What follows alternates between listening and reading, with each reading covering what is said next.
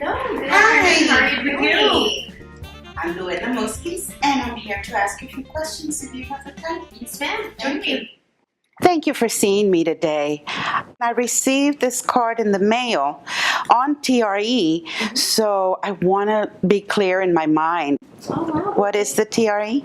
Thank you so much for the opportunity. Thank you for taking your time to come in to ask. Our district is one of many school districts in the state of Texas that has the opportunity to use its tax rate and take advantage of what TEA allows us to use is the tax ratification election and to take our interest and sinking part of our tax rate and move those pennies over to our maintenance and operation tax rate so that the state could pay us more on our state funding. I am reading here that there is a breakdown of the 1.4, and then there is the 1198. That's a separate item. Yes, the maintenance and operation tax rate is the $4, and the interest and sinking tax rate is the .1198. That tax rate is set every year based on the district's outstanding debt.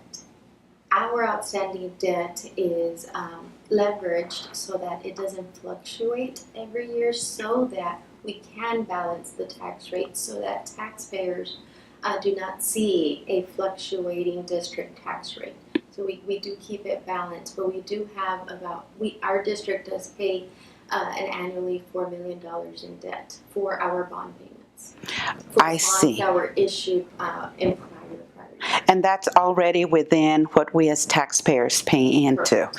Our tax rate is broken up or is classified into two different tax rates when we send it into the state. Okay. Maintenance and operation is one classification, interest and sinking is another. Okay. For the taxpayer, they see one tax rate. When our intent is to take the interest and sinking pennies to use those to increase the maintenance and operation tax rate to remain with the same total tax rate. Based on the legal language of state law, because we're increasing the maintenance and operation tax rate, it requires a vote from the community because we're changing one of our tax rates.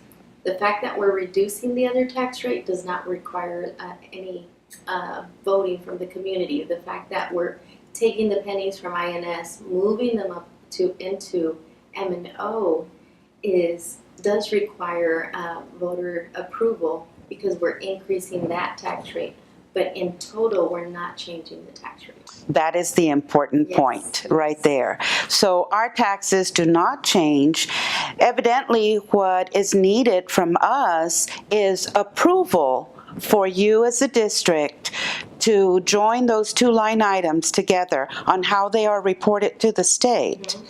And therefore, we can get monies back and possibly more monies? Yes, ma'am. We're estimated to generate about $3.5 million in additional revenue in the 18-19 school year, and then an additional $1.6 million in the 19-20 school year and beyond. And again, these are revenues generated from additional funding from the state, just from reclassifying our tax rate. And it's an increase to the maintenance and operation tax rate, not an increase to the total tax rate. Oh, wonderful.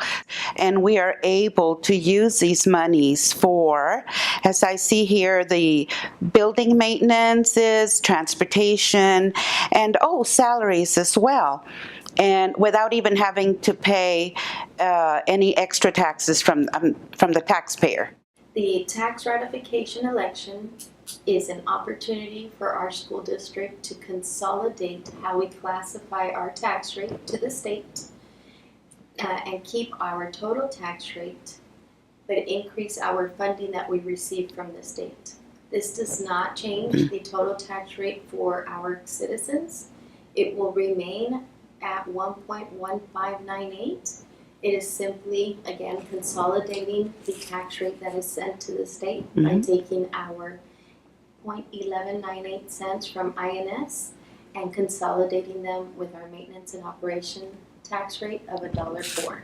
So and that will that will allow the district an opportunity to receive additional revenues from the state. Thank you so very much. I appreciate it. Thank you. I would appreciate that. And if anybody has any questions, my door is always open. Thank you.